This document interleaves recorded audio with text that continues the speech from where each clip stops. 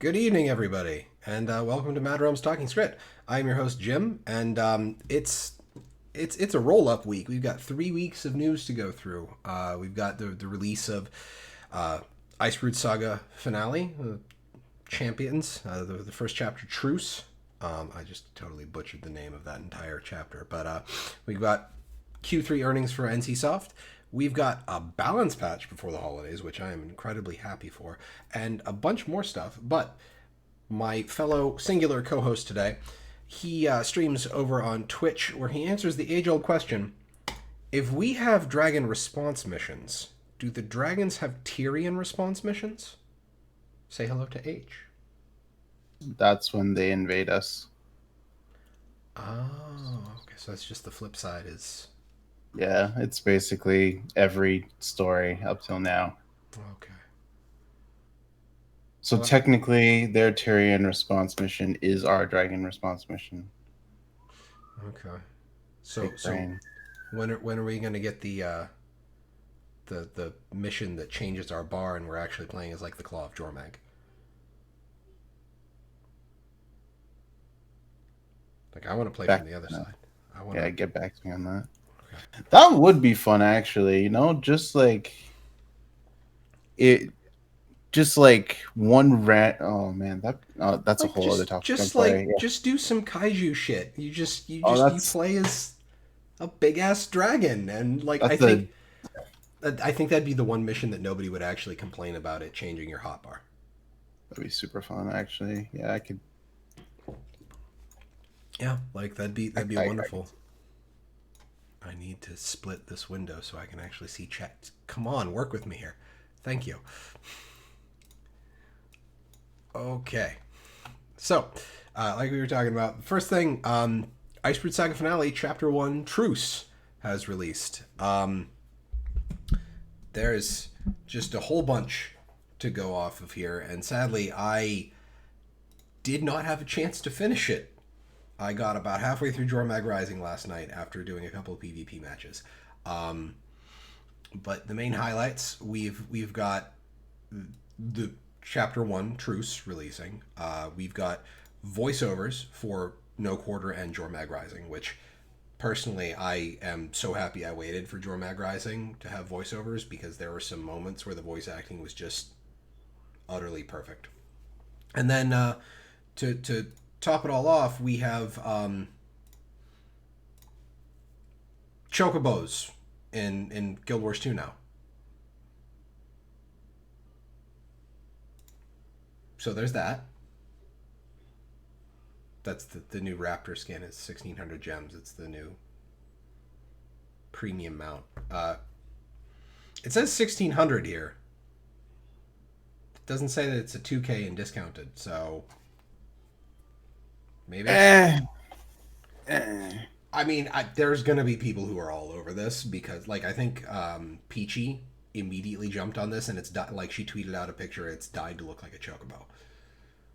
If yeah, most Final Fantasy players will be inclined to get it, I guess. I mean, my Guardian's Firebrand set is basically like a judge looking kind of deal. So maybe if I felt like it, I could totally get the chocobo mount, and I could run around cosplaying like a judge from like Final Fantasy Tactics or something. Man, I'll play Tactics. Focus, Guild Wars 2. Trust me, I want to Right. play it too. Right. I got rid of Tactics Advance when I was young and stupid. Have it right over there. I also somehow got rid of Metroid Fusion, and I love the Metroid series. I don't know what I was thinking. But less about Nintendo and Game Boy stuff, and more about Guild Wars 2. Did you get a chance to play through it, Age? Yeah. Thoughts? Uh, not missing much to be honest. I'm not gonna lie. It uh, the episode left me kind of like weird. So the I think the weirdest part was okay. So when this was announced to be in 4 parts, I was thinking one of two things. It's like I was thinking, okay, this story is either very large and then they can't they wanted to fit everything in, but they couldn't do it in one episode, so they're gonna just make it span, or they're going to make the episode or the episode finale span so that they can seamlessly transition into expansion next year. It seems like we're getting the latter, where they've actually chopped up the episodes, because this episode did not feel like a normal episode. It felt like it was cut into three, and we got like a third of it, Okay. which it felt very weird, just because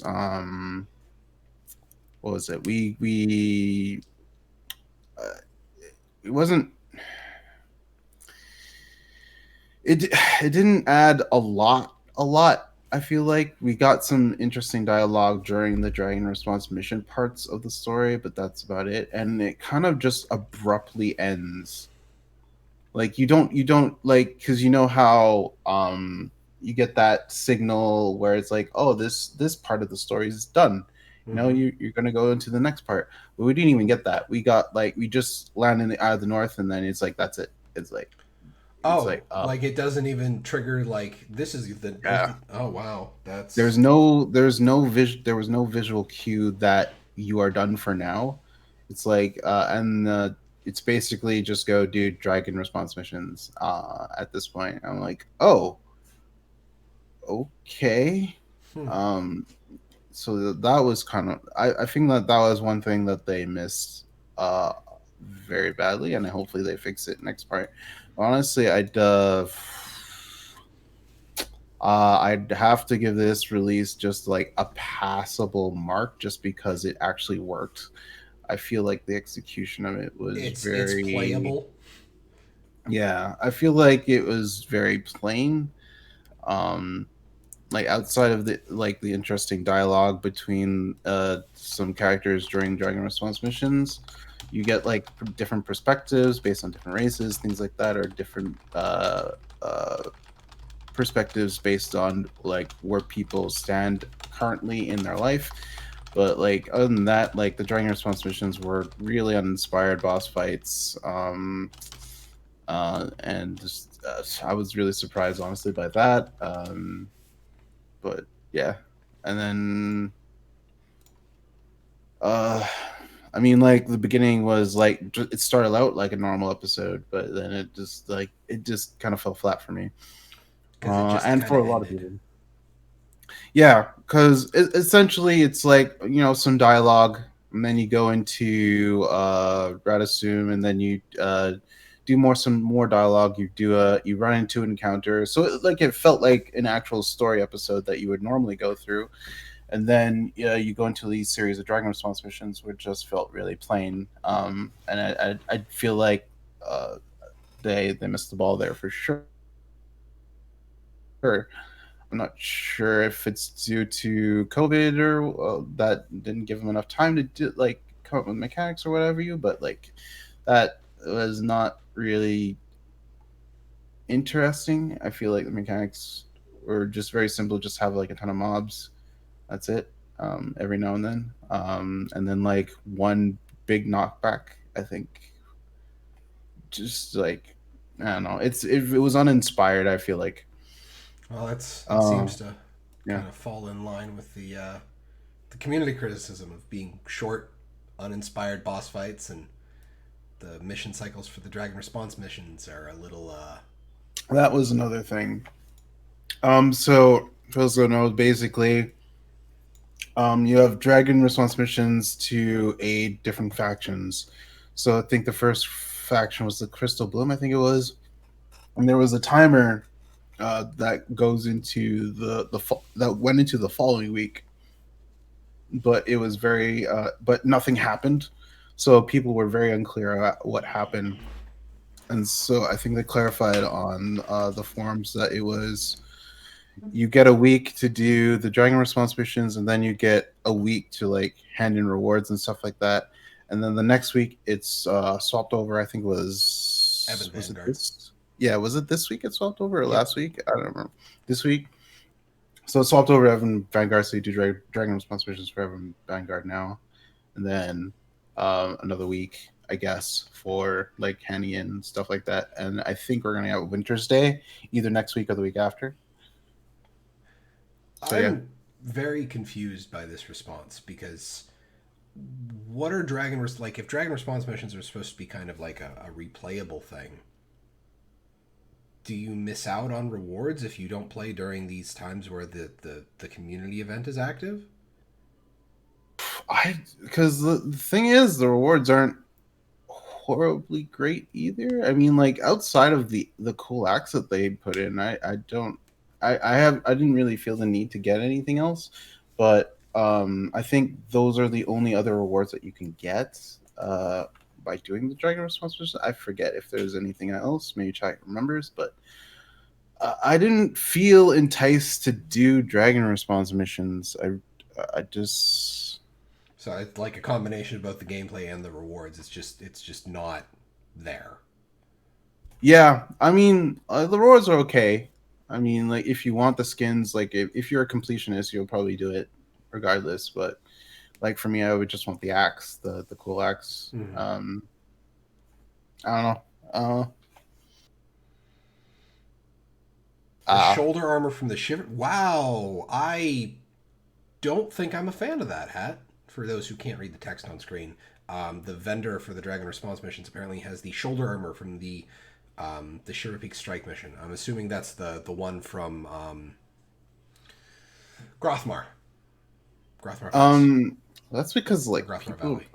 are people really doing strike missions outside of probably people who are organized groups, but like I I mean, don't but think. still, like, taking the unique rewards to a strike mission kind of takes away the reason for people to do the strike mission.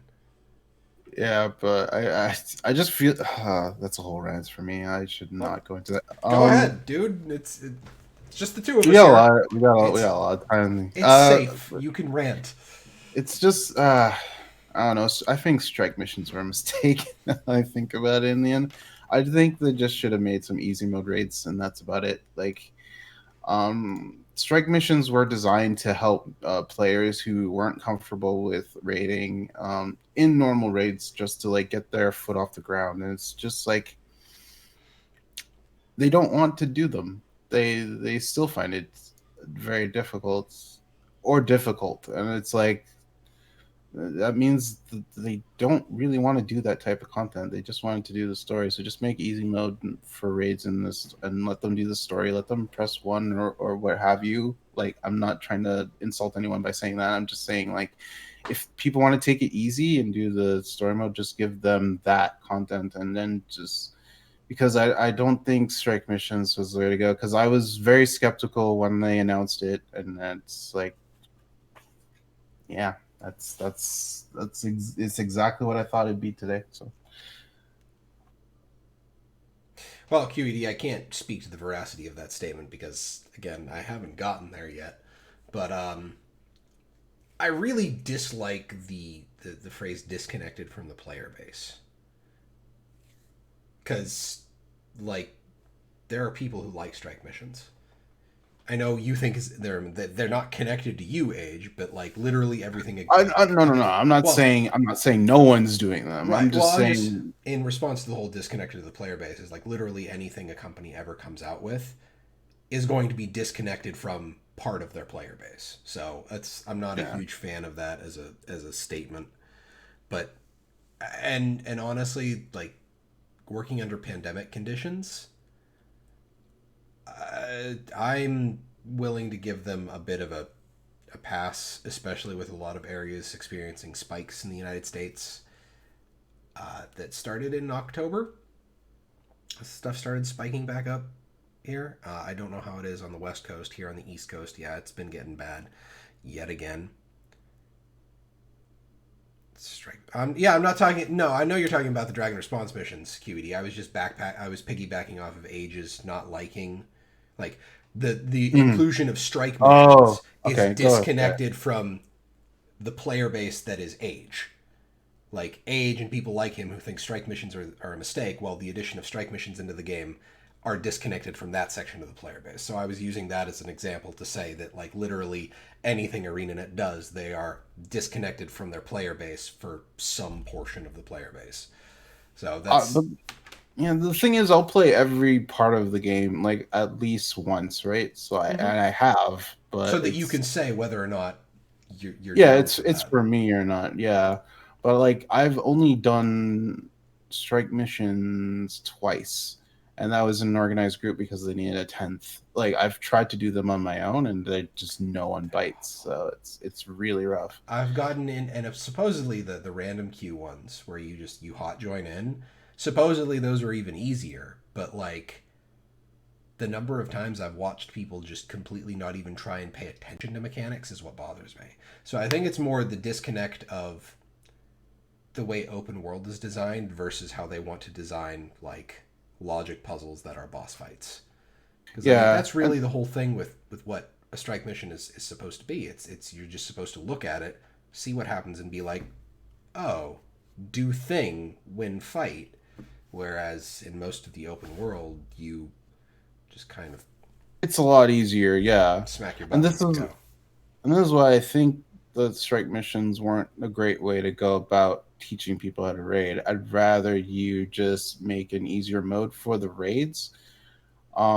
Just because you have that content, you have the mechanics in there, just like reduce them or reduce the damage and make it a story mode type of content. Yeah, That way people can actually do it, actually learn a little bit of mechanics over time, rather than making a whole new segment saying, "Hey, we're going to teach you how to do raids," and not put out raids like for the people who actually want that content. It because like I feel like you could hit the hammer for both people who want to learn how to raid and people who want to raid if you put out new raid wings with like easy mode rather than making strike missions where like it's really easy for people who in organized raids and then people who still are trying to learn but are not willing are putting in the effort still because like there's still mechanics in those strike missions. mm-hmm. But yeah, I don't know. I don't know. QED to bring your point on criticism for chapter one here. Um, there's a clip from Mighty Teapot's channel that's been taken out of context, and I believe the quote is something along the lines of, "ArenaNet, you are going to get destroyed over this." I Yeah. believe that was the line. So I believe that's his visceral reaction to what people are getting out of this and the general discontent with chapter one here. Um, and the problem is like again, community response is the subset of people that will talk about the game online, like us, Reddit, the forums, is functionally it's being taken out of context in a greater way that he extrapolated in a video. Why do I not have the link here? I need to there it is. Darn it, it's in a Twitter link. Mute this tab before it starts playing because I just want to get the link. Mute tab. Cool. I managed to get it in time, so it wasn't randomly playing. So here's the. I think I understand when he says it's being taken out of context because the statement of you are going to get destroyed over this and people are just taking that at face value. I was listening to part of this video. I didn't get to finish it, but he didn't think the release was particularly good, which, again, a lot of people seem to be agreeing with. He thinks the ending chapter content will be better. So, like, as Champions moves on, we will get better stuff, he thinks. He has a whole list of pros, and it's an entire full screen list of pros and cons. So, watch the video. For those of you on YouTube, the link will be in the description. You're going to have to pause the video and read because he's not going to read the list for you. The thing of them and his opinion here is that the reason this seems like it's less worked on is because there's also a lot of work going into the expansion right now, which I didn't think about when I started seeing the backlash to Truce. Um. mm, Yes and no. I just feel like yes, there are putting a lot of people on the expansion. I understand that. But I don't. That's never stopped them from releasing good episodes before.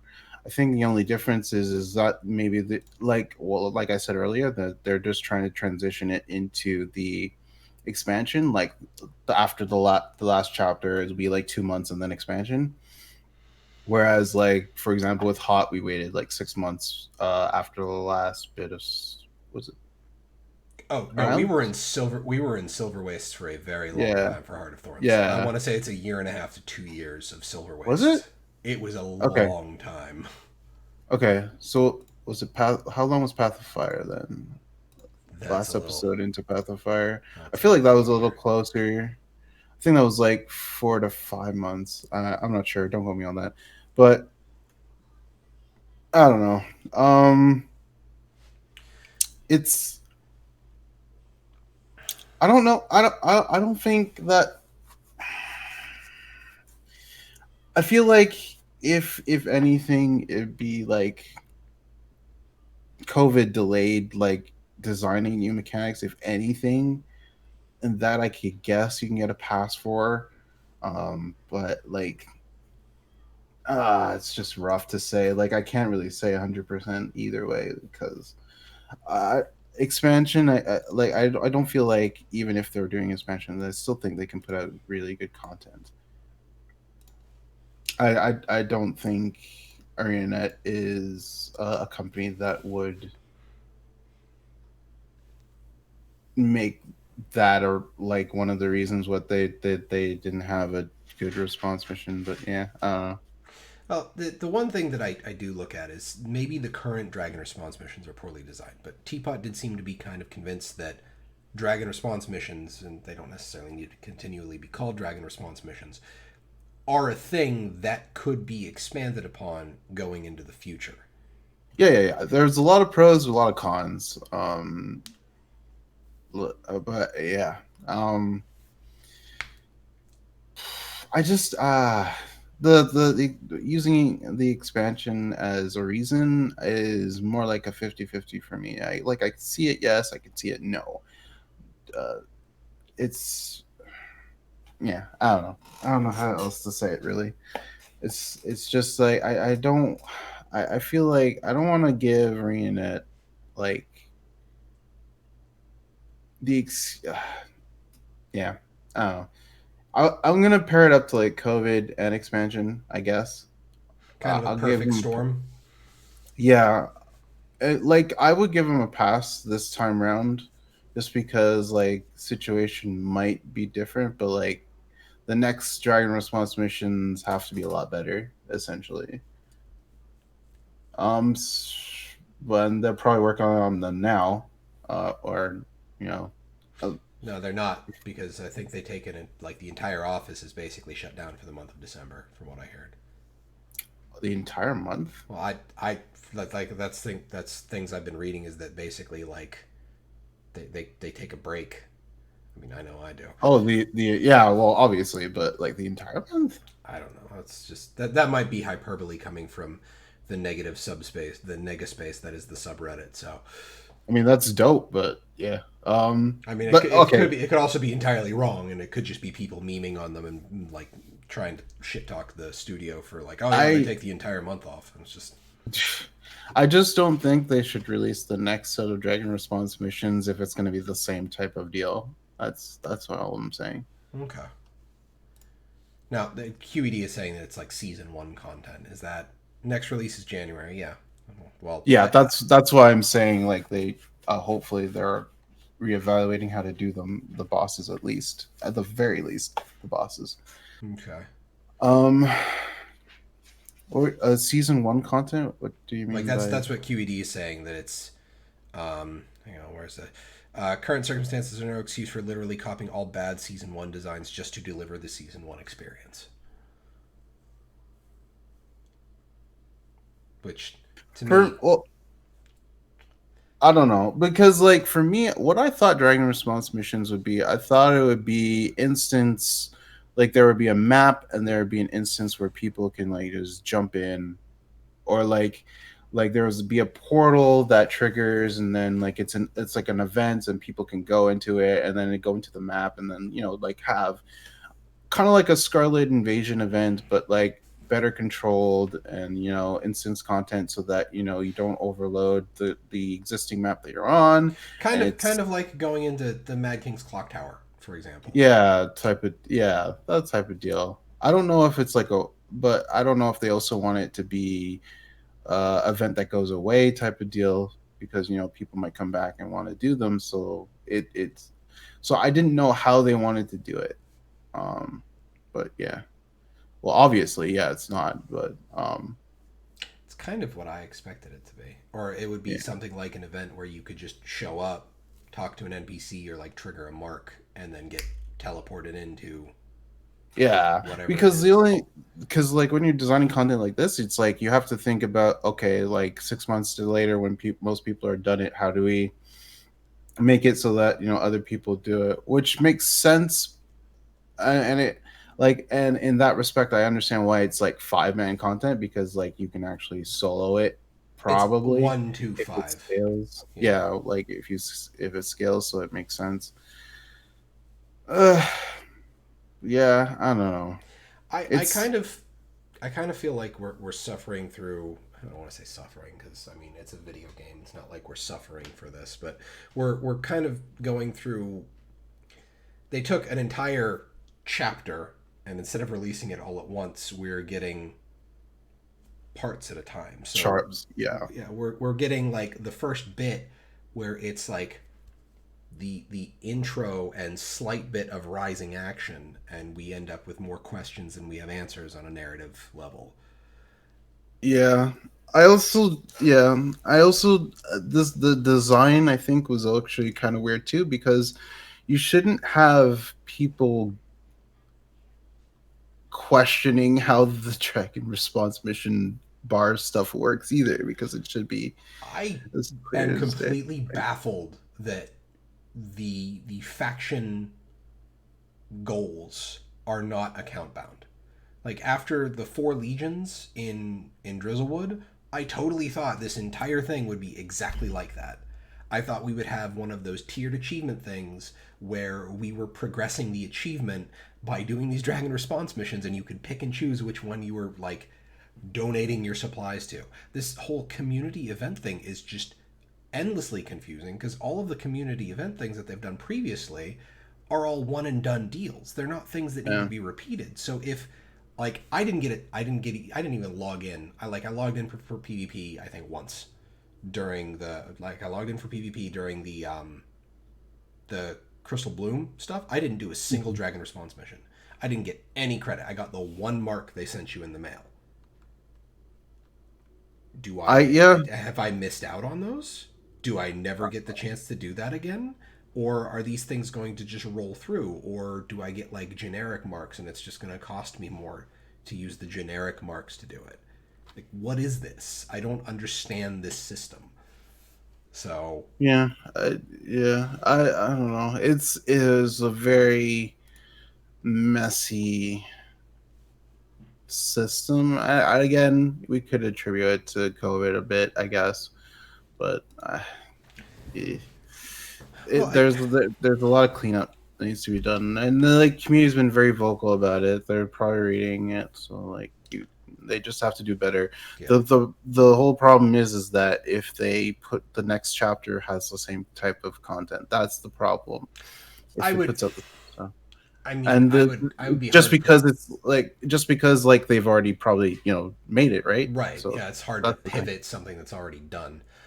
I would be hard pressed to think that they're doing the exact same thing as chapter one because that would be kind of weird to just kind of repackage the same missions Well, as like ideally, well, not the same missions. It's just like different types of environments with different faction and different dialogue between like probably two major characters. But like that's what I picture it going forward, at least for the next chapter. And the thing is, the Dragon Response mission in and of itself, uh, where people have problems with, need to be addressed. And I don't think my fear is that they won't be able to address the important ones yeah, before chapter 2. That's the thing.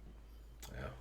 Well, had like the faction, like the whole point I'm trying to make is like this faction stuff what's this going to be to a new player? Like, to take Fenris, Bergucci in chat, like, he hasn't been playing the game, and I know he hasn't. If he doesn't get to champions, to this section of content for another 2 months, what's like with the way they've designed this to be like all the story stuff is supposed to be replayable and instanced and you can play it at your own pace. What are we missing for this being community events? Yeah, I mean, like, it's fine to have like a community driven event, like where it's like you have during the episode release, you have something for people to do while they wait for the next one. But I don't Yeah, know. it's one of those things where it's like it feels like the community event missions kind of feel like season 1E, but it's not season 1 for the reasons people liked season 1. Free guild banners and mats. Okay, so consumables. Um, the thing that like people liked about season 1 was the world changing. Yeah. Not the being able to miss things. Like at the very least, having not really had the chance, I ran the Nightmare Tower once. I can still go to Kessex and see the ruins of the Nightmare Tower in the lake. I know that a thing happened there and I can find out about it. And then they can throw fractals into the game, which they kind of did, so you can kind of experience something similar to that later on down the line. Yeah. I won't. That's like history in the world is what people liked about season 1, not just you can miss something. Yeah. I always wondered why they pivoted away from the world changing bit. Maybe it's just because it was very difficult for new players to come in. But like, That's I feel people like that missing was things. yeah. But I feel like that would have been like the cool part of Guild Wars 2, just like an ever changing world, Mm-hmm. where landscape changes as well. That doesn't necessarily have to take away from a new player's experience. I guess I feel like that's where they would have to find the line. But They'd have to hardline it because I think the problem is people complaining about missing stuff, and yeah, you yeah. like literally every MMO on the market is time locked, where Hmm. you can't miss something unless it's like a community side event deal. So Yeah. But we should probably go we'll back move to on to the the yeah actual. the But yeah, the what last was the thing for what was the the clarification? Especially though. The clarification is we apologize for the confusion around the timing of these two events. To clarify, there is a one. We basically already covered this. There is a 1 week gap between the conclusion of the Crystal Bloom event and the beginning of the next event. The next event, mobilizing the Ebon Vanguard, will begin on December 1st. If you haven't received your rewards from the Crystal Bloom yet, make sure to collect them from their representative in the Eye of the North before the 1st. The Ebon Vanguard is the only other faction event for this release. There will be more faction updates within the next release, arriving after the Winter's Day Festival sometime in the new year. So we won't see any more of these faction events until after Winter's Day. We will be Okay. communicating additional information on faction event timing in the coming weeks. Like this is one of the things that bugs me is like we have to wait for them to trigger these. They're not on like a rotation. Yeah, I would do a rotation until the second chapter comes out. Just like have Just makes sense. it doesn't have to be a meter in the top. Just the easiest thing they could have done is that get rid of the marks. Get rid of like the unique marks per team. Just get rid of them.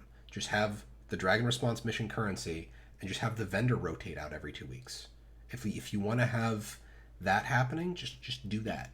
If you want to have some kind of permanent upgrade system, do that. Make that from the vendor, just like they do in Fractals, where you can get the permanent account upgrades. Like if you get like extra NPCs or extra help, like they kind of alluded to, and I don't know if that actually happens in the Dragon Response missions because, like I said, I haven't gotten there yet. But this feels very convoluted for no real reason. Yeah.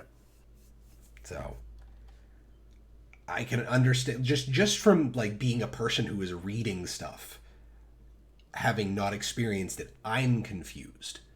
So for anybody who played it and isn't totally like understanding what's going on, I totally understand you. There is one final thing for the release, two little Easter eggs, two new achievements added in. Um, Referencing the pandemic, there is a two achievements. First one is once more. The second one is with feeling. Once more, you get for completing no quarter with voiceover added. Line on it says "Wash your hands, don't touch your face," and then with feeling, play through every chapter of Draw Mag Rising with voiceover added, which also says "Stay safe, wear a mask." Which, Oh, please do those things. Wash your there you go. hands, wear a mask.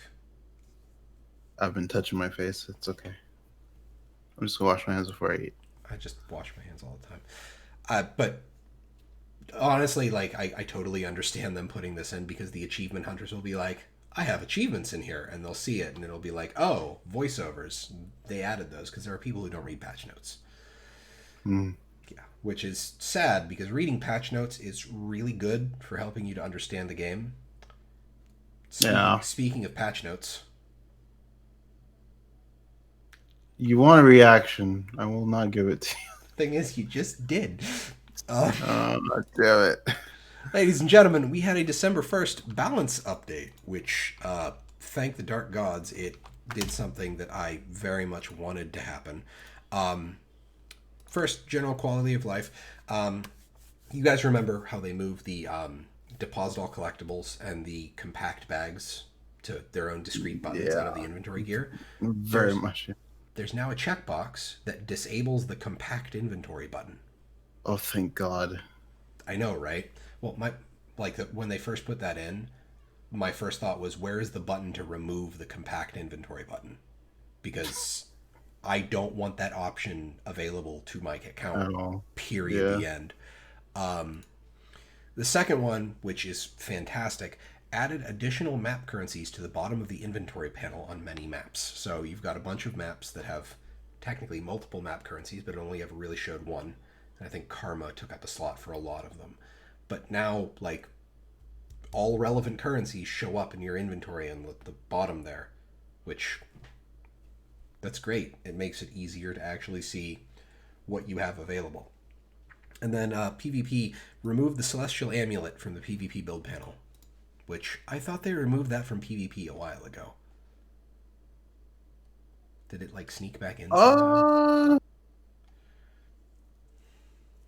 Celestial Amulet. No, I think that's always been there. I think it was... Like, I know dual dagger, dagger Celestial Elementalist was a big thing in No, core didn't they remove... They removed no, didn't they remove like a trait from it, or maybe? No, I thought they removed I thought they removed anything that had like toughness and healing, like toughness and vitality and healing power, like all together. So Yeah. I thought they removed it from. Was it in Celestial Amulet? I thought they removed like one of them from it, a stat. Oh yeah, you're right. That's what they did. They removed a stat to make the stat allocation. I think they removed vitality from it. But yeah, you're right. That's what I thought. They removed one of the stats from it.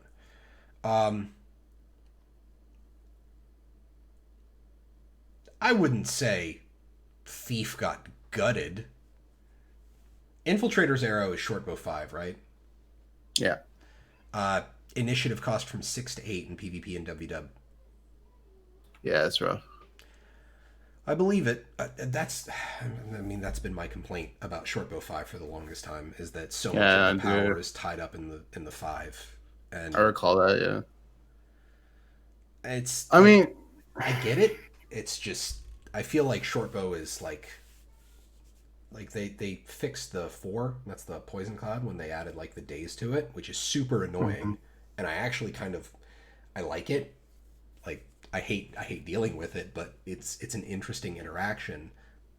But I feel like still too much of the power is tied up in the shortbow 5, and like there's no reason to use any other skill on the shortbow. They have to redesign Thief if they can't like just nerf anything that badly to make it unusable at this point.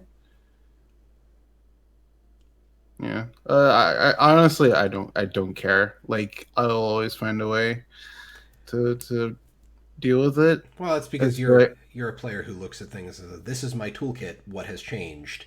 Let me adapt my strategy, and that's from yeah, it'll watching you just from watching you there's stream on twitch.tv/hnightroad. That's just how you yeah, play well, basically there's any just game. yeah, there's just gonna like I'm like, well, this is how cheese builds are made. So like, congratulations, community, you just screwed yourselves. So I don't.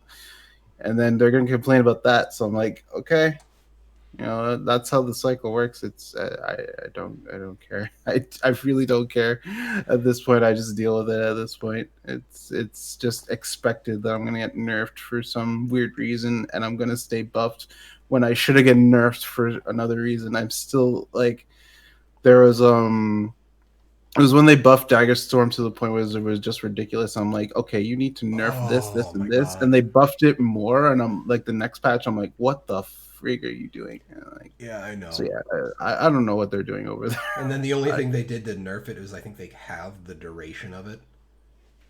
yeah, or something like that. I'm like, it's yeah, I don't know. Yeah.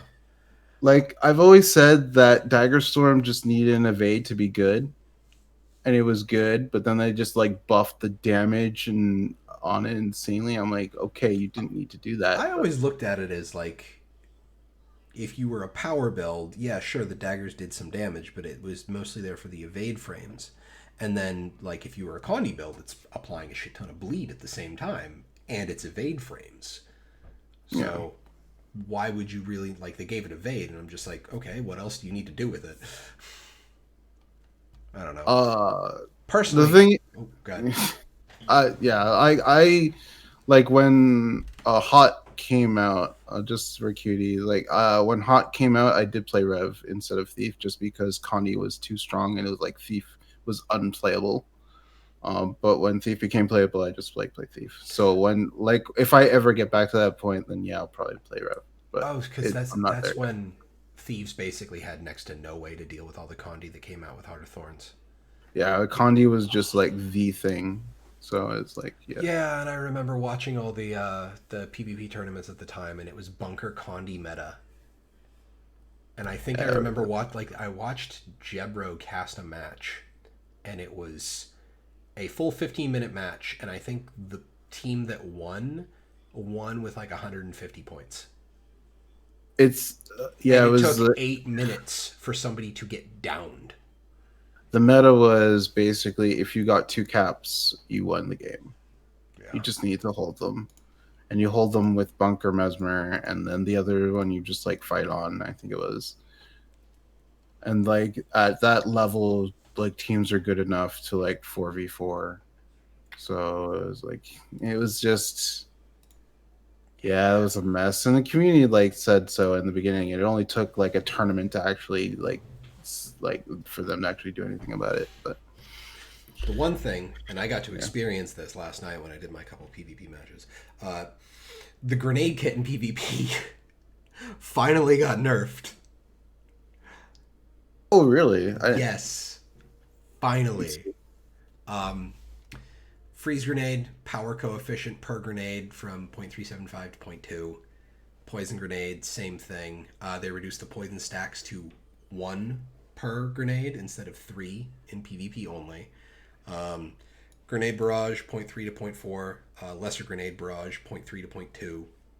And then explosive, here it is. Whoa. Explosive entrance, reduced power coefficient from 1.25 to zero point 0.9 Poison grenade did 3 stacks before. per Jeez, grenade. I didn't know that. Yeah. It hurt. Like, That's so pretty you powerful. had power builds that could spike a shit ton of conditions, too. It was Yeah. not great. But like, that's yeah. Jeez. I like the elemental shout skills increased the max number of targets from 5 to 10. Just That baseline, yeah. that's a nice like raid buff, if I, anything. I don't, like, I guess they did that with a couple things. Where was it? There was another class that did that.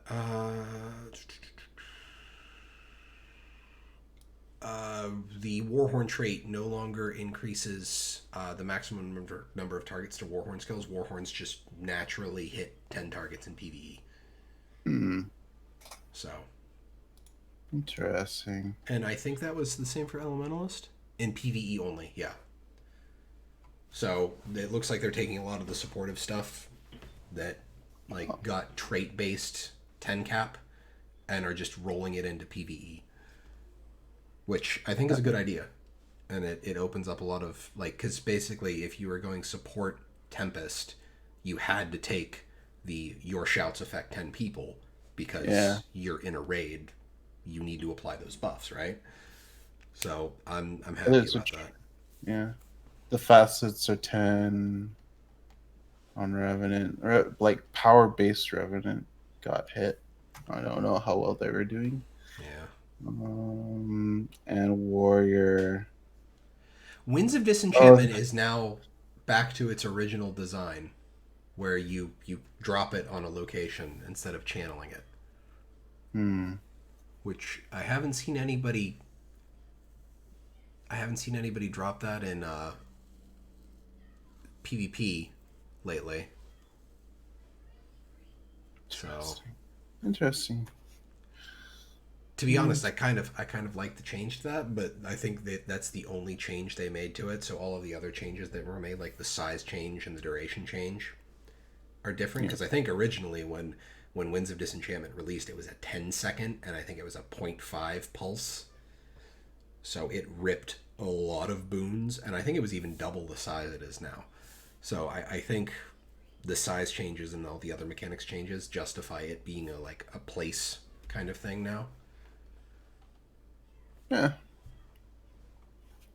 Like small, like they're just like very few changes, but there are like some that are kind of interestingly might be game changers. Little nudges to power and stuff. The Yeah, the changes first to time.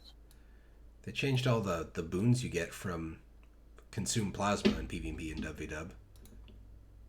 Yeah, I don't really depend on it too much, but That's what, stealing from a mesmer.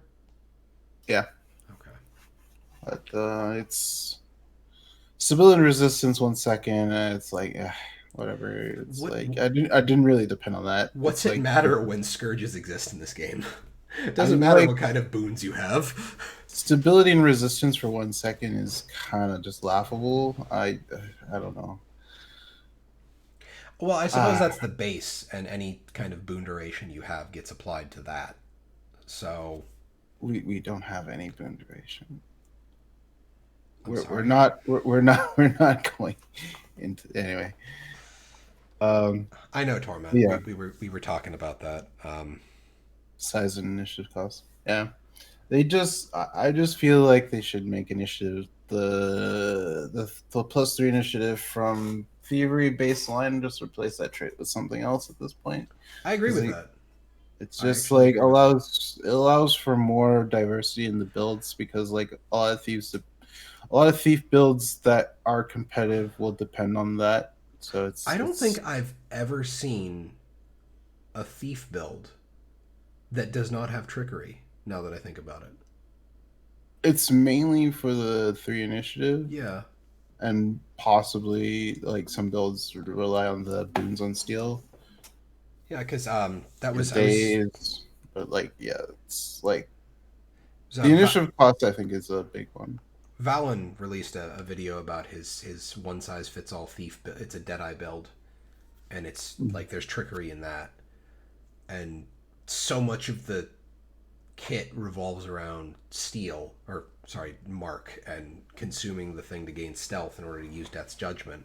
Yeah, And it's just, I feel like there's a problem if trickery is basically necessary for thief builds. There's a problem with trickery, and trickery is too powerful. So it's more like just the initiative. It's like it's too good to pass up in a competitive space, especially since the nerfed infiltrators are like you'll need it way more than ever.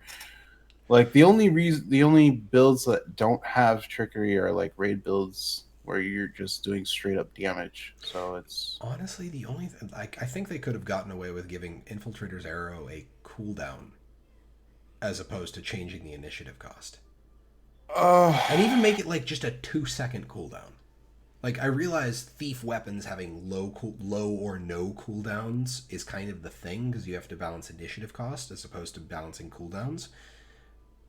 But yeah, they don't have. Yeah, like the weapons don't have a cooldown.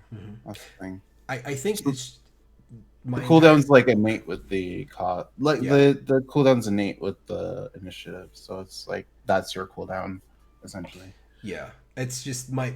I think my biggest problem with Infiltrator's Arrow is just the ability to cover just stupid distance in a very short period of time that you can't stop. Yeah.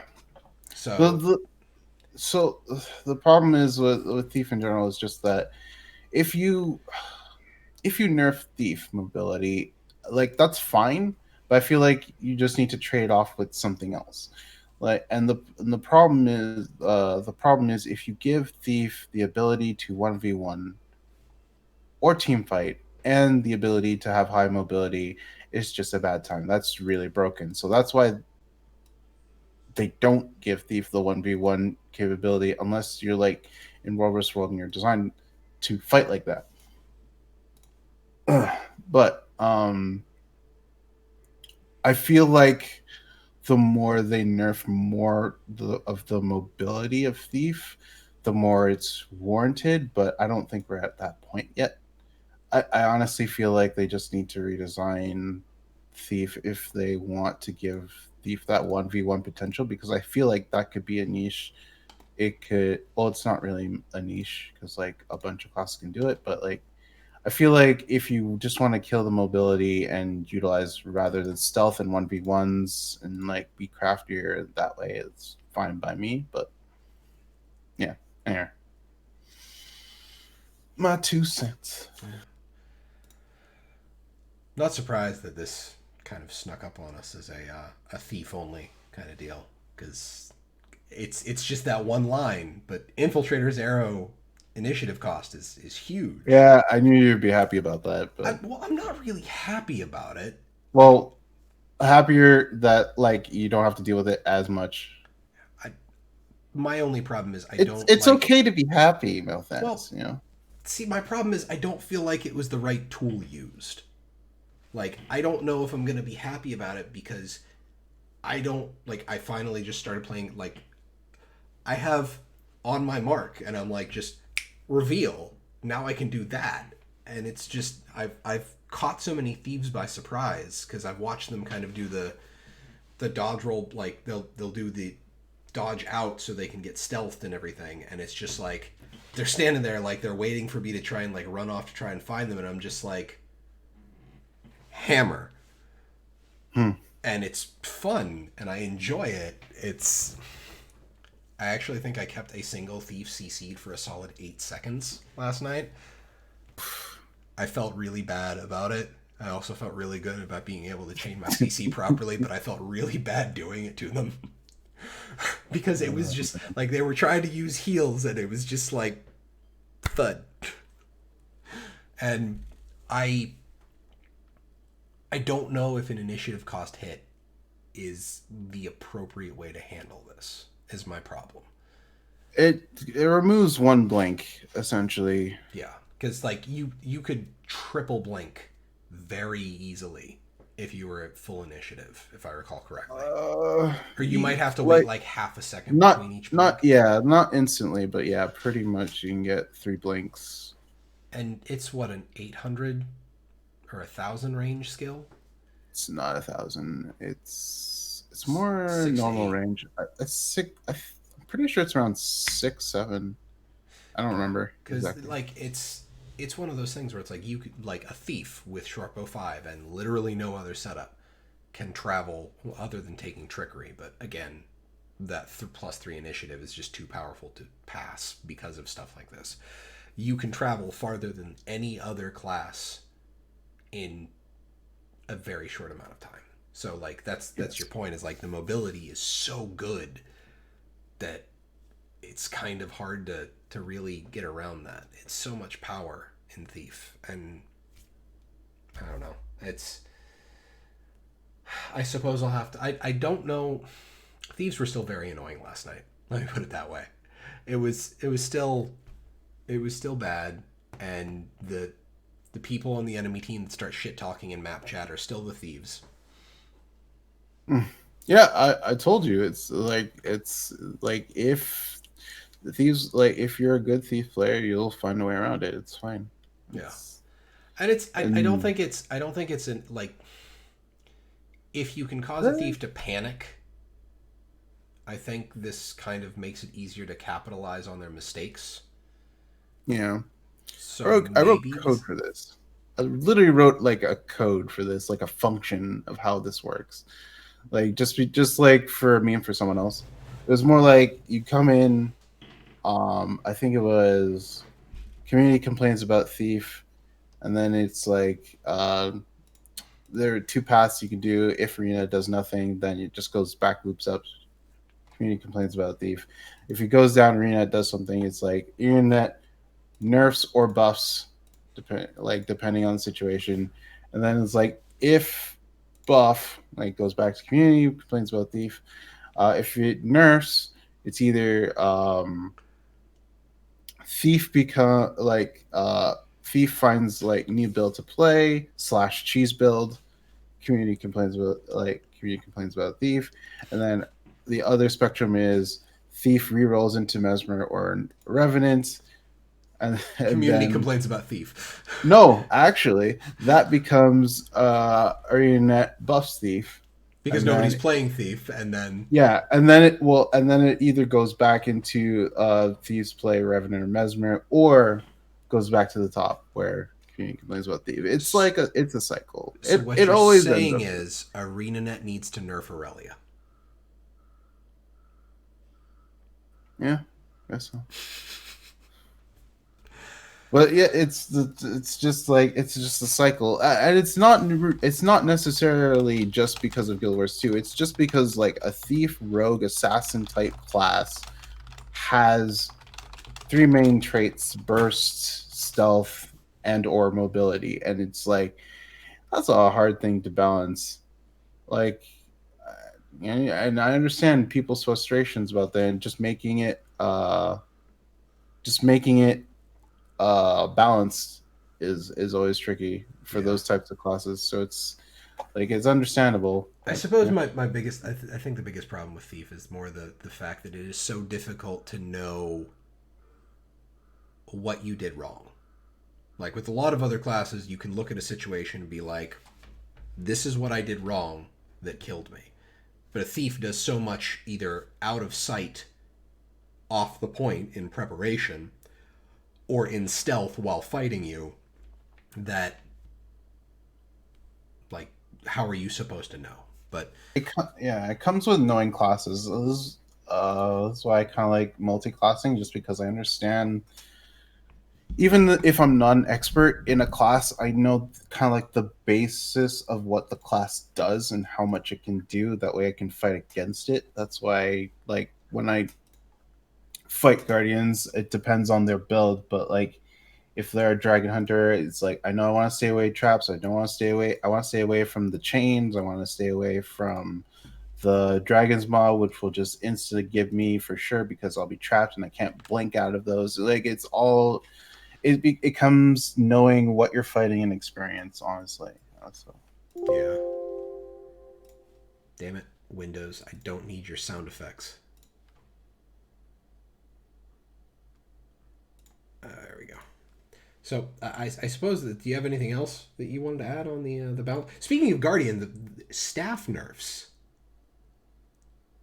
yeah, was that for War vs. World? Yeah, Dub staff nerfs for Guardian. Like I That's was, interesting. that was just kind of blowing my mind. I was not expecting that. Symbol of swiftness, symbol of punish. Oh wow, And that's I think that first well. line there is too. Mm, holy power. I mean, like power coefficient for straight. Oh, the sword. Even nurse sword of justice. Okay. Interesting. Interesting. Meanwhile, I've That, tried. that's one I don't expect, especially as just World Wars World only. I'd So, imagine because like whole pirate ship meta and all that, but yeah, I don't really know the Zerg meta right now, but that's okay. That's okay. yeah, that's about the only way I can think about it. I don't think it was OP tapping. I think it was just like something bringing more in line. It seems like because it seems kind of like a just bring in line type of nerf, if anything. Yeah, I'm going to assume that it was more like they thought staffs were doing too much damage for what they're supposed to be. Yeah, I don't know. I just find that very odd. That's an odd one. You're not wrong. Well, it's just Mm. like I mean, I think stabs are still, even with the changes to the skills, they were really just designed to be more supportive than anything. So Mm-hmm. Mm-hmm. is that? I mean, it's having that kind of support and then also being able to do damage. I mean, there's a cost to it. And speaking of cost, there's a cost to making games, and games need money. So quarter 3 earnings report. Yes. Look, I'm not looking at you. Deo has years of experience on me. Okay, I'm working on it. uh, Um, turns out that ArenaNet has had its best revenue quarter in 2 years since quarter 3 of 2018. Oh hey, somebody that gets banned by oh, nice. You're faster than me. for once didn't Yeah. accidentally unban them. So overall, NCSoft's revenue. I didn't grab the overall revenue. NCSoft's revenue is up by almost half a year, or is up by almost half year over year with a 9% increase quarter over quarter. NCSoft defended its cadence for new games, which includes the delayed Ion 2, Ion Yeah. 2, Blade and Soul 2, and whatever Project TL is. Yeah, Project TL seems like I think that was like how long? 7-year-old project at Oh this my point. god, is this Project Titan from Blizzard? Okay, But so yeah, I didn't know about Ion and Blade and Soul 2. we're gonna zoom in here. We're gonna zoom in. Oh god, it's covering other things. Abort, But yeah, abort. I've always wanted to play Ion. I didn't get the chance. The But I original would, one, like it came out before I ever had access to a computer that was like in a stable internet connection. yeah, because a friend of mine played it and she enjoyed it and she got like the wings at it because For if you played, yeah, if you for played Guild Wars 2. Aeon, you got it for Guild Wars, the original Yeah. one. I, Got I the know wing. Deo has shown me his slash wings That was several cool. times. But Yeah, and I actually like enjoyed Blade and Soul um when I was playing it. I only got into that because of Mamalia. Blade and Shank, I believe Peachy's chat calls it. Yeah, does she still play Blade and Soul? I I don't know. don't know. I'd have to find I out, don't, but I yeah, know I I like. know the community called it Blade and Shank because that's just what happened in the story as people got killed. It's she's not wrong. But I'd be down for playing both of those. Just checking them We out. could we could do that for a Tuesday game. Yeah, Blade because like Blade and Soul 2 is aesthetically pleasing to me, even though it's like Well, that's why one you of still those play BDO, right? yeah, well, it's a different aesthetic. Okay. I feel like they both have different aesthetics. So like Blade and Soul 2 has more of that ancient Chinese or feudal Japan type of vibe to it, whereas BDO has a more medieval feel to it. Okay. Um, yeah, and Ion's kind of like that fantasy medieval. Um, but yeah, like it really depends on the combat system for Ion at this point because like I'm totally into action combat. Blade and Soul had action combat. Oh god, Um, Ion's all about flight. It makes me wonder how that's going to be with current engines. That I'd actually be kind of down I to play mean, that. if it was like if this is a tangent, guys, we apologize, but like if Ion like if Ions was all about flight in the first game, and that was like free. That game is 10 years old.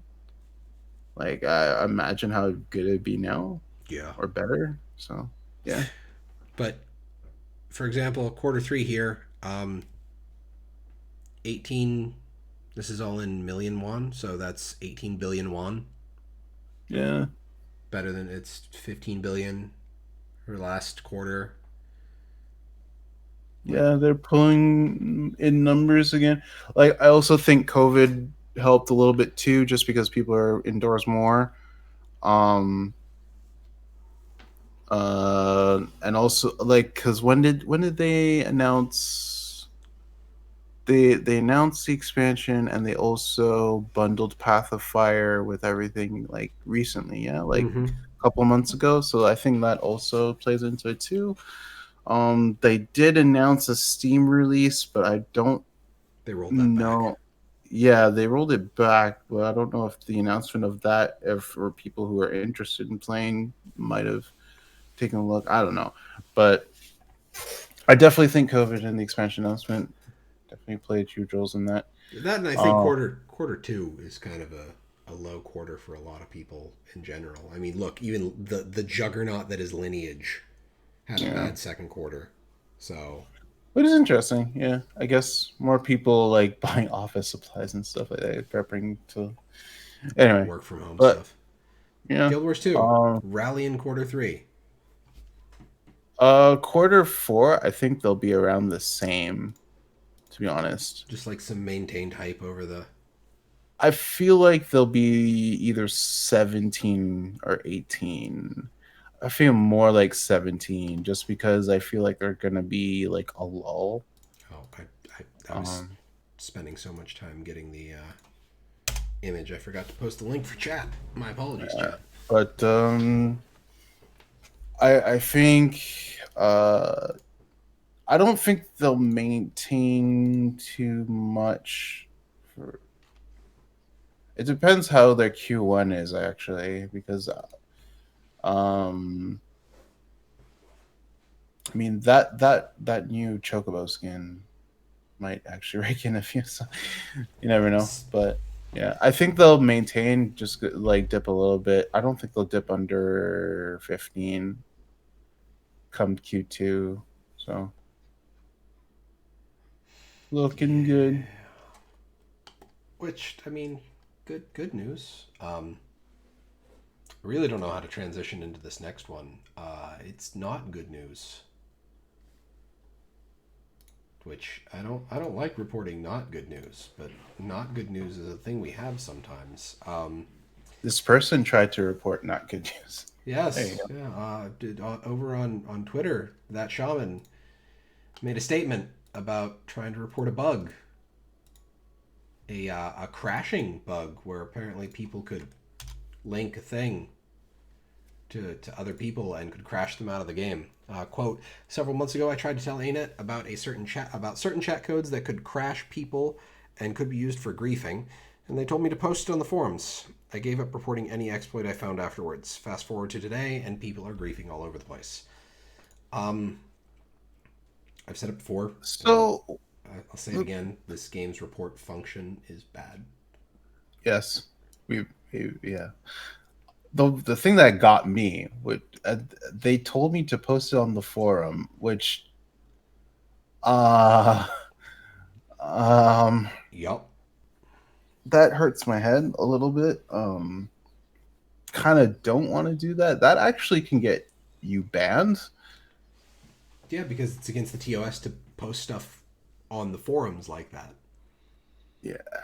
So I don't know who suggested that, but Yeah, that it's was very bad of you, sir or madam, or however you identify yourself. But like that's oof. the person that did that thing. Please don't do that anymore. I and Please, isn't that shaman a partner? I believe so. I could be wrong there. Just I'm pretty sure he is. But it's just one of those things where I look at it and I'm like, but but oh, maybe why not, just because why yeah, is thing. there Yeah, because the data mining thing, they might not Yeah. partner for that. But in a response, in a reply to someone, but one nice dev did DM me. You're awesome. To forward it to QA, but my report, which does the exact same thing with older codes, never got fixed in the end. Also, to make clear, the ones I reported aren't the same ones people are abusing right now, but this crash wave could have happened at any time in the past couple months, and only now will they fix it after people started grieving. I just. The fact that you fire off reports and you get no feedback, I think, is the biggest problem. What's a chat code? Fenris, you know when you can link an item in chat and people can like click on it, or it's like an object in the game, like those kind of chat codes. And apparently, like, I think you can link to like items that don't exist, so trying to click on it crashes the game because you try to access an item that doesn't exist. Yeah. Yeah. Fake item, basically. Um. Okay. So, uh, dealing with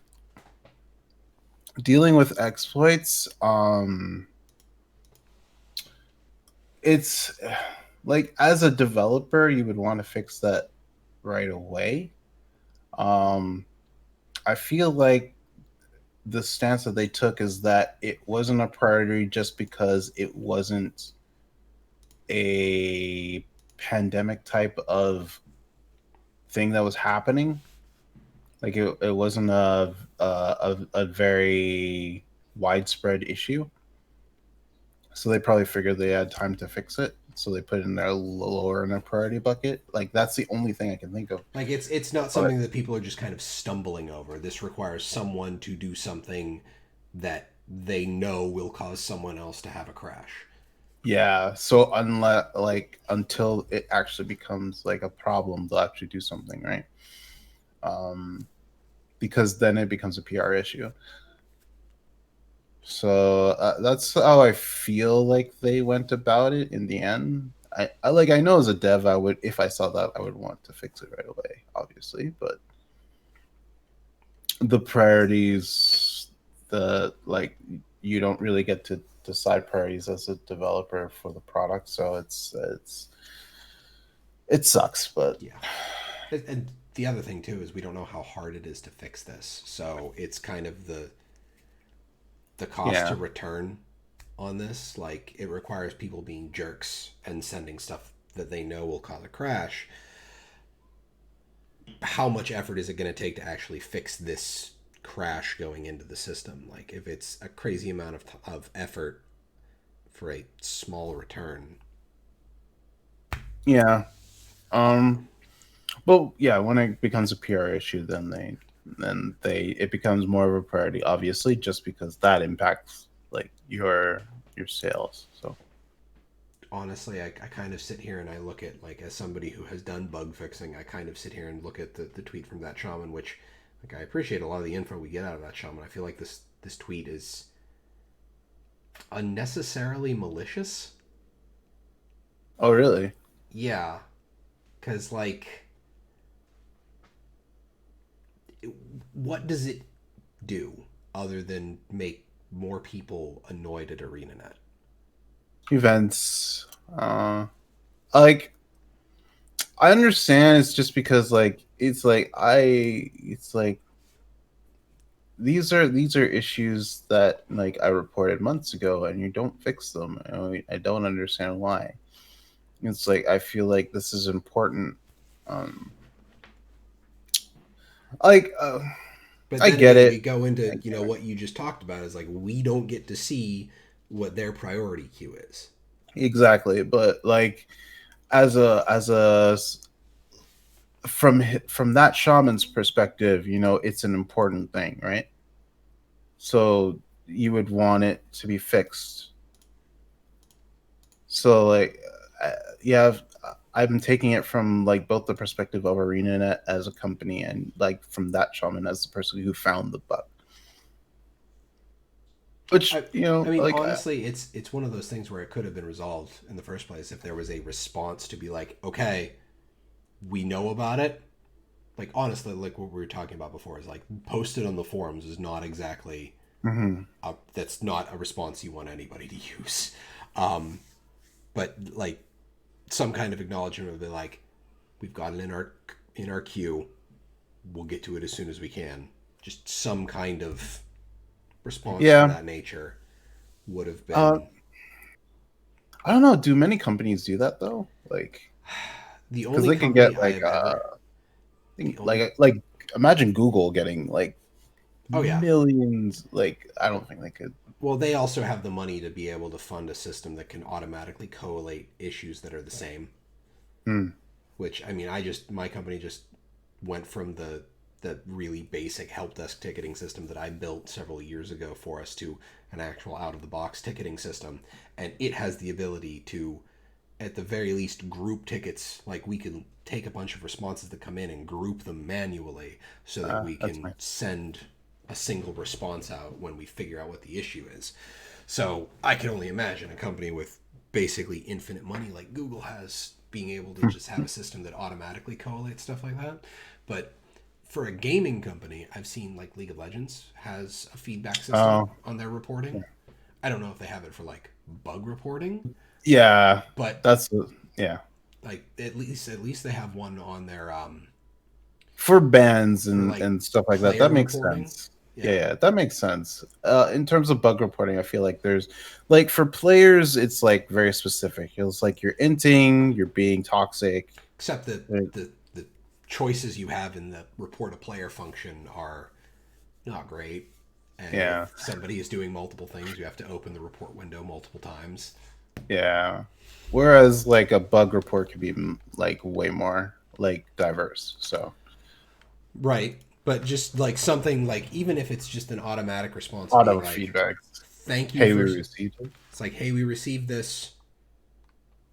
And then like if your bug report gets collated into an actual like bug incident Oh, I see what you mean. and like okay, bug number 472 has these several thousand reports related to it. And then whenever bug 472 is resolved, everybody who reported it gets a little like in-game mail like, "Hey, thanks for reporting that bug. We fixed it. Let us know if it happens again."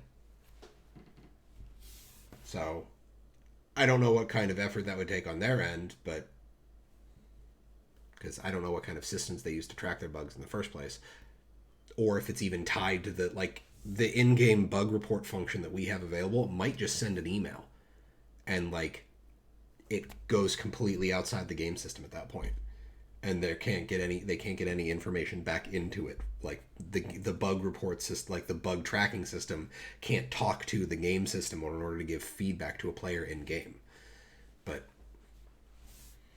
like it's really just some kind of feedback loop and that would solve stuff like this because this is tends to be my problem with Twitter in a general sense is people dunking on people where you can't get a response because like nobody at ArenaNet's going to be able to respond to that without making ArenaNet look like a bunch of assholes.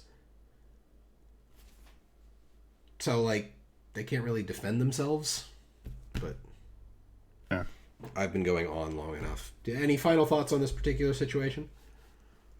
No, it's just unfortunate, Yeah, but nature of the beast, I guess. yeah. But we talked a lot about systems. We actually have a job listing for ArenaNet for a senior game designer for WV systems. We're looking for an enthusiastic senior game designer with a passion for online games to work with Guild Wars 2. Candidates must have extensive game playing experience across a wide variety of game genres and be proficient in designing and maintaining systems for a live game. An ideal candidate would also have experience in content design. WV System Jennifer Sherlin? No. That's the only what's her face I can think of immediately. Fenris. She wasn't actually working on Guild Wars 2. Those two, yeah. Um. Uh, what do I think about this job posting? It's the alliance system, right? It's gotta be. Mm, Um, Honestly, World versus World is in such a state where if they don't have anything World versus World related for the expansion, I'm going to be very worried for the. Yeah. I feel like the modes just DOA. They hit a wall on the alliances. Then that's also a thing that I thought of initially, but I'm like, I don't know if they're looking for more people or they're replacing a person who's going to work on something else now. Like I don't know. It worries me, but I don't know how much I should be worried. But yeah, Yeah. Yeah. because we haven't heard anything in like it's almost a year now, I think, about World versus World. So Well, content design makes me think that we're getting somebody who's possibly designing more than just an alliance system. Like this might actually be like more stuff going forward or stuff from now until possibly, then. Like like possibly, yeah, that's true. Like like tournaments, like tournaments, events, because like the WW events are pretty cool. But the okay. So regarding events, I know World vs. World players don't like events just because they don't like the PVE centric part of it. I feel like events need to be more PvP centric if they're going to add them. If they insist on adding them, they need to be more PvP centric. Um, like and they more, don't the like objectives have to force you to go look for other players. here's kind of like the caveat of it. It's like you don't want to give like tremendous power just because a Zerg wins an event, right? You don't want to, but like, what's the benefit of doing that event? That's kind of like the main crux of it. So like, if they figure out what to do there, I think like events can work.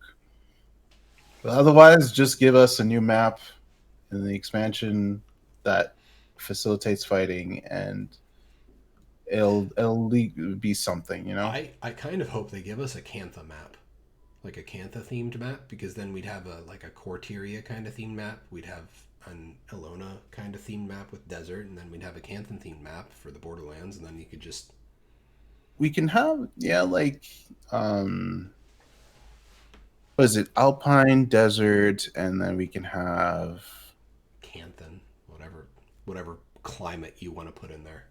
what biome can we associate there? Flatlands? I don't know. Mountain.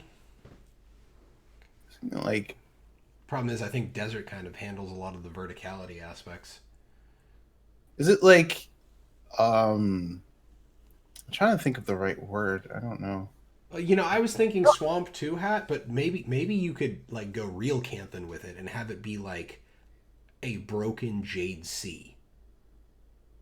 Like, yeah, I was thinking like a bamboo forest type deal, but like I don't know what to call that. I don't That's not really a biome, but it's like, wait, let me man, I did a project like this in high school. I should know. I play Minecraft. That's all I know about biomes. But some kind of like oceanic. Maybe like the ocean is like the big flat open areas and it's still mostly jade. Something like that. If you want to go Canthan themed. Tropical forest biome.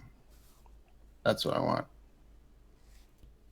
Asian, yeah, like tropical forest. It would be like the tropical map because we have the desert map, we have the alpine map. It'd be the tropical map. There we go. Boom. A border between forest and Red Bull's like I like Red Bull's idea with the border between the forest and the sea. Asian inspired flora, like have something to do with like real lush, like a real lush jungle slash forest area. I don't Like you, mind waterfalls, but people don't like underwater fighting. So well, there's literally no water in desert that you can swim in, right? yeah, and the only water is like in two spots for alpine. Yeah, like there's a moat basically around the western But keep. or is that Mo- in EVG? I think that's in there's a EVG. there's a south side. There's both sides. On the south side of the camp, there's near the scaffolding, just a bit north of that, and then there's the actual garrison below. There's Yeah. water there, but it's like I don't unreally. know. I feel like they've done a lot to make underwater combat better in Guild Wars 2, but I realize it's still underwater combat. So Yeah, yeah. in front of Oh yeah, okay, there's he's right. He's right. There's water there. there's not much. I mean, still there's not much in WW in a general sense, but I don't know. Like water could be interesting, but I get that people don't really like dealing with it.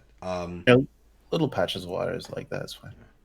But other than that, like, hey, job listing. If you have the chops to do the game dev for that, go right ahead, because that'd be cool, yo.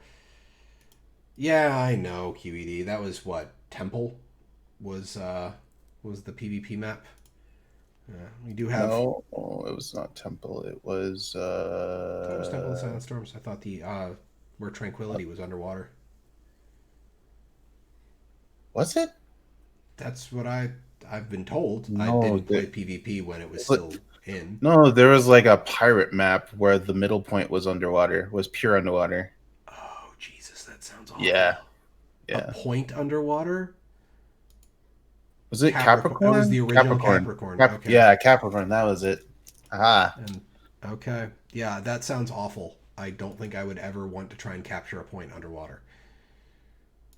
But one last thing for WW. Here's the new listing of world linkings. I'm not going to read through them because that's going to be a whole lot of word salad, and we're already in an hour and a half. I'd rather get on to more interesting topics because one of these is going to be more discussion from Community Corner than what we normally get.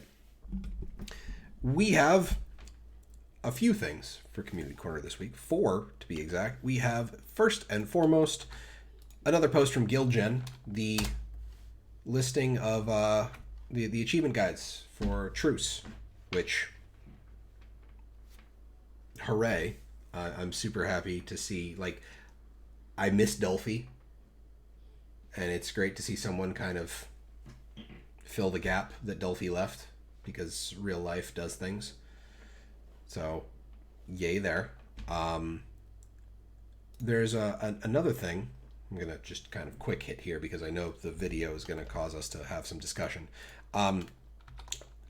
A Guild Wars 2 partner website, GuildWars2Mists.com, is having a giveaway. And I wanted to make sure we got this in now because the giveaway is currently running.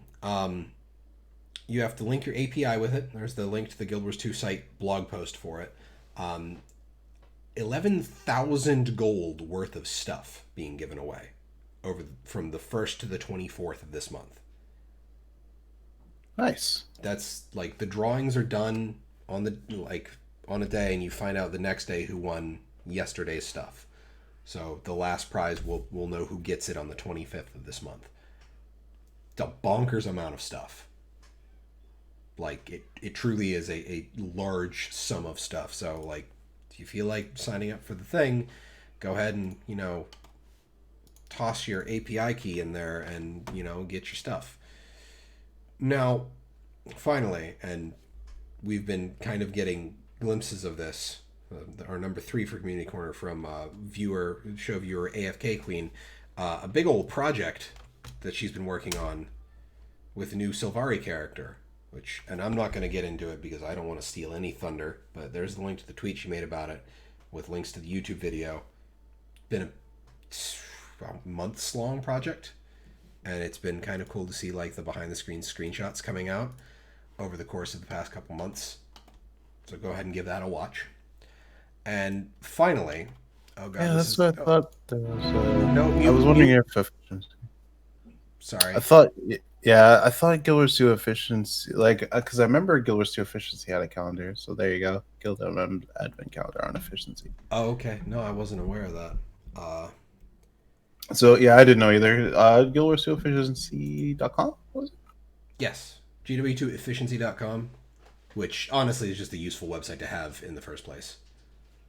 There you go. because GW2 efficiency is good. And then click on Advent Calendar, and there you go. Yeah. Boom. The final thing is a YouTube video from a YouTube user named Vallun, who does a bunch of stuff.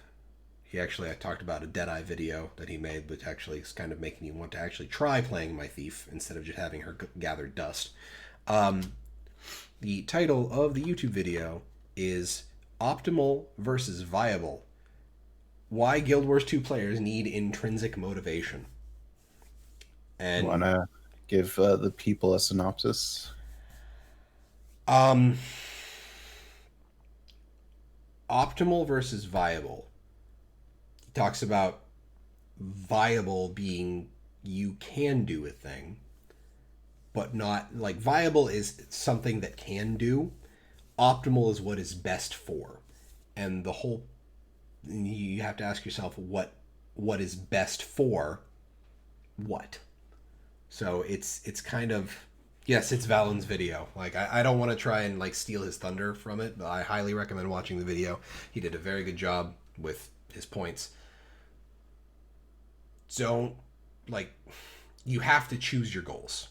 So like what is optimal for the video? He has a lot of footage of his Deadeye spec, which he did the video on, soloing Mama challenge mode in Fractals. So like that's the thing is you kind of have to be able to set your goals. It's kind of like having an open world game. There are people who are just like, I am going to craft a legendary. Well, then you have to basically set your goal list and be like, I need to do this.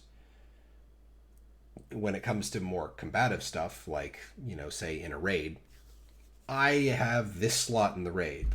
What build do I need to put together on what class to fill this slot in the raid? Like there are people who already have builds pre-built, but like you can craft that yourself if you are big into theory crafting. So again, I'm probably butchering his point, but it's a 10-minute video and I'm trying to synopsis it in like 2.5 minutes and I'm doing a poor job at it. But again, give it a watch. It's solid. What are your thoughts on the topic, Age? Because I know you had some thoughts there. Yeah, just clear definitions when it comes to gaming in general. In terms of optimal is always like what is the best thing to run in this situation, and then viable is something like it's not necessarily the best thing to run, but it is a thing that you can run. It does something different, um, and it could be like for example, like I ran a kind of like this Condi dagger pistol build that worked really well during like a couple years ago. It worked really well for me in World vs. World. It wasn't really meta, so it wasn't necessarily optimal, but it was like something I found that was like, just something viable, but it was like it works. It was like fun for me. You know, um, got a like few good fights with it, and so it's like that's kind of like the difference between the two. Um, Whereas, for example, if optimal, like if I wanted to raid, that's where I would like look for optimal, just because I'm not a raider. Like I just like raid whenever people need a 10th. I haven't raided in a couple months, honestly, but uh, when I do raid, I run an optimal build just so I can get the best out of me. um, so yeah, but there's always like a different situation in games where you would want to run something optimal versus something you would want to like run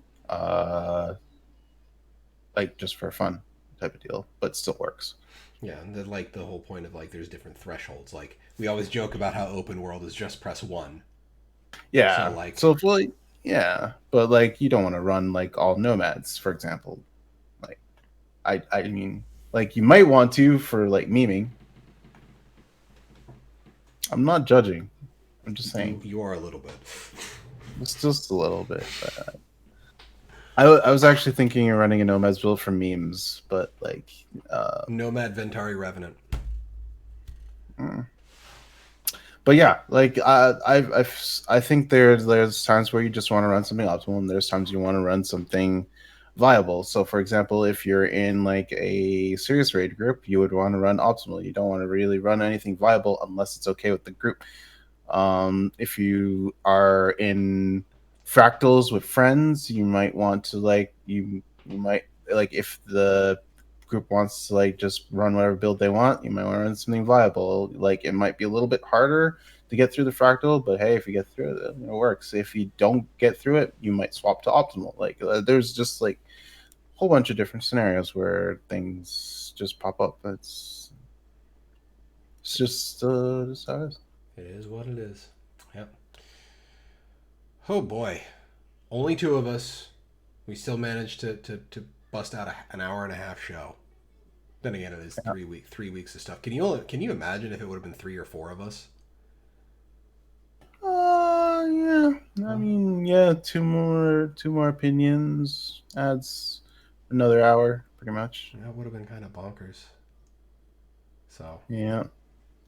We but covered 3 weeks, an hour and a half. That's pretty impressive. yeah, but I think that brings us to the end of the show. So, Age, where can they find you? You can find me on Twitch and YouTube at Age Night Road. Recently I have been streaming Genshin Impact when there's like a story drop. Just so that there's like fill out the time slot as it were. I've been playing some Among Us on the weekends sometimes. I didn't play this week because I was super tired. I'm playing Miles Morales, a new Spider-Man game. It's been really fun, and it's kind of hard to stop. Uh, and I kind of want to get some Guild Wars 2 in soon because I know like people want to see that. But next week is pretty much like Thursday, Friday, Saturday will be Cyberpunk 2077. No one will stop me. No one will interrupt me. I took days off for this. I've waited 8 years for this game. Really? I've Um, never heard of it. no, it's this game by this little indie company called CDPR, CD Project Red. Oh, okay. Yeah. It looks alright. It looks alright. But yeah, like I'm gonna obviously take a break for the show. Yeah, and but I'm If gonna be you don't playing. turn that camera on with the Neo glasses, I'm going to be very surprised. No, but yeah, it's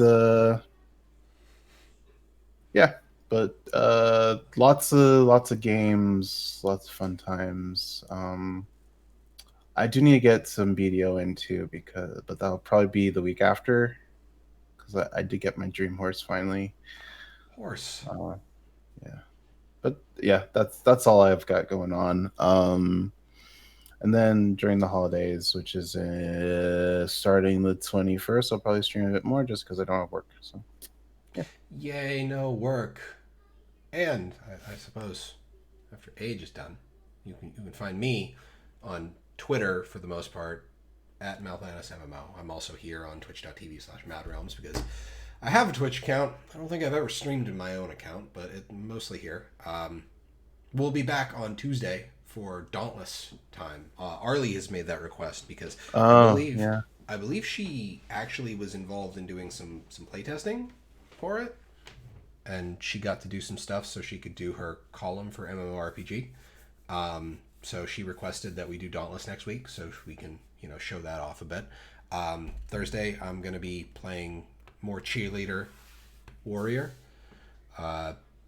Surprisingly, did not do terribly this past evening. Nice. I was pretty happy with that. I thought after like 2 weeks of not playing PvP, I'd just get completely wrecked very quickly. I want to maybe with the holidays coming up, I might actually try and finish my reward track. Like I might try to finish Byzantium for once. I have literally never Oh. finished the pip rewards ever. Not a ones. I mean, you might as well if you're close. Yeah, well, I'm in Saffron. I don't know how close that is to finishing, but maybe if I have a bunch of extra time, I might be able to finish it. But I hope to see you all there. And for next Saturday's Talking Skritt, where I hope we have more information because it might just be a slow month in general for news. But I suppose that means that we Yeah. will have quick shows, and who knows, maybe we can do some stuff on stream with viewers or some shit after the show is over. But, ladies and gentlemen, thank you all for watching. I hope you all have a fantastic evening, and we will catch you next time. Good night, everybody. I guess.